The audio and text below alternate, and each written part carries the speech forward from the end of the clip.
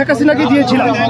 আমার জীবনের প্রথম ভোটটা আমি শেখ হাসিনাকে দিয়েছিলাম, কিন্তু তারপরে 3টা ইলেকশন গেছে, আমার কখনো ভোট দেওয়ার সুযোগ হয় নাই। যতবার আমি কার্জন হলে এসেছি, এসে দেখে আমার ভোট দিয়ে দেওয়া হয়েছে।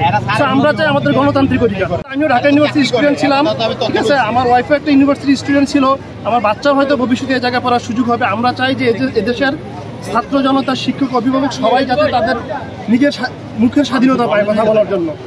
আমরা দেখেছি গত কিছুদিন আগে যখন হামলা হয়েছে, পুলিশ শিক্ষার্থীদের উপর হামলা করেছে, অনেক শিক্ষার্থী নিহত হয়েছে। এই বিষয়ে কি বলতে চান? অনেক ভাইয়েরা নিহত হয়েছে। যারা নিহত হয়েছে তাদের জন্য আমি দোয়া করি মন থেকে।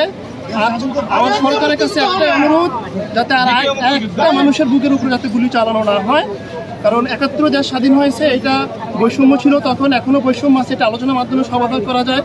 আমরা চাই যে আর একটা মায়ের বুক যাতে খালি না হয়, এটা আমার প্রত্যাশা। এখন এই সরকার কিভাবে এটা সমাধান করতে পারে, সেটা সরকারের নীতি নির্ধারক যারা আছে তারাই ভালো জানে। তারা আমাদের থেকে অনেক বেশি জ্ঞানী মানুষ, শিক্ষিত মানুষ, তারা রাষ্ট্র পরিচালনা করতেছে, তাদের ডেফিনেটলি এই ধরনের জানা আছে যেটা কীভাবে আসলে মোকাবেলা করতে হবে। আমরা চাই যে আর একটা মায়ের বুক যেন খালি না হয়, যেটা আজকে কুমিল্লাতে হয়েছে, এই ধরনের রিপিট যাতে কোথাও আর না হয়।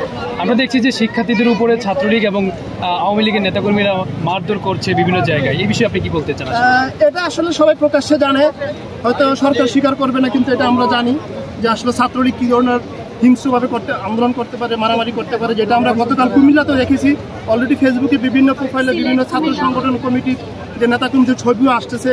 সো এটা আসলে আমি একটা জিনিস চাবো, বাংলাদেশ থেকে ছাত্র এবং শিক্ষক রাজনীতি মুক্ত শিক্ষা প্রতিষ্ঠান হোক, তাহলে এই দেশ শিক্ষার মাধ্যমে অনেক দূর এগিয়ে যাবে।